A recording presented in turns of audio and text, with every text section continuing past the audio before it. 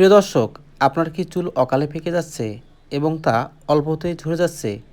নতুন চুল আর গজাচ্ছে না, চুলের পুষ্টি কম?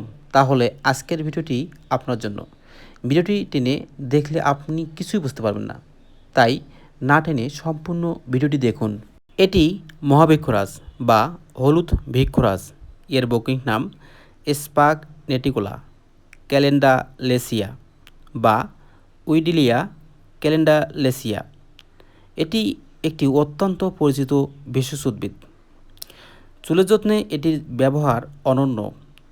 এটি বৃক্ষরাজকে চুলের জন্য রাজা বলা হয়। এটি চুল পড়া বন্ধ করতে, নতুন চুল গজাতে এবং অকালে চুল পেকে যাওয়া রোধ করতে দারুণ কার্যকরী। যকৃত বা লিভারের সুরক্ষা করতে এটির ব্যবহার।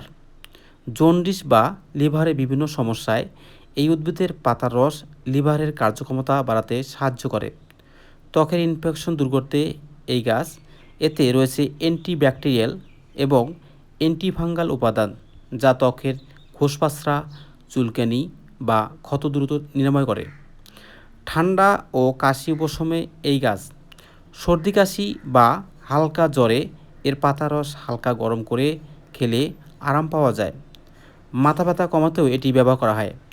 মানসিক চাপ বা সাইনাসের কারণে হওয়া মাথা ব্যথা দূর করতে এর পাতার রস কপালে মালিশ করা হয়। চুলের যত্নে এটি কিভাবে ব্যবহার করবেন?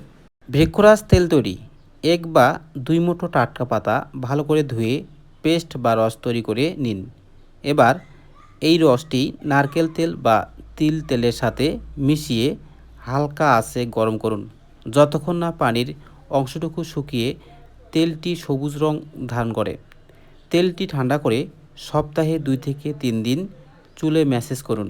পাতা বেটে সরাসরি মাথার ত্বকে 30 মিনিট লাগিয়ে রেখে ধুয়ে ফেলতে পারেন।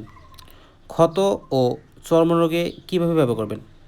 শরীরের কোথাও কেটে গেলে বা চর্মরোগের সমস্যা থাকলে পাতা ভালো করে ধুয়ে বেটে ক্ষতস্থানে সরাসরি প্রলেপ দিতে পারেন। এতে রক্ত পড়া বন্ধ হয় এবং ইনফেকশন কমে যায়। লিভার বা সর্দি কাশির সমস্যায় কীভাবে ব্যবহার করবেন? সাধারণত 5 থেকে 10 মিলি পাতার রস সমপরিমাণ মধু বা হালকা গরম পানির সাথে মিশিয়ে খাওয়া হয়।